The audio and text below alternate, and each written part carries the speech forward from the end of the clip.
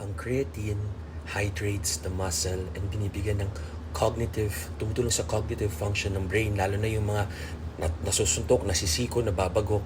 Malaking tulong yung creatine, scientific studies yan, and athletic performance. 5 grams a day lang, walang loading. Ang whey protein, isolate, concentrate, lahat yan, mga blends.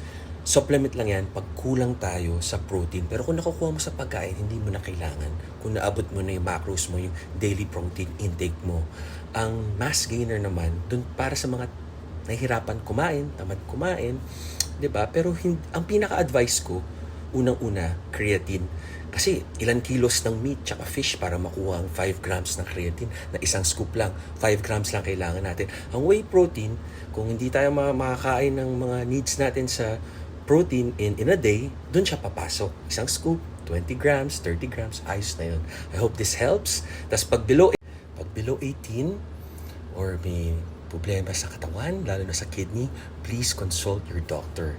Kung may ulcer naman tayo, huwag na kayong mag-fasting. Kumain na kayong small meals every 2 hours. Basta ma-hit nyo lang yung calorie intake nyo na calorie deficit para pumayat. Hope this helps.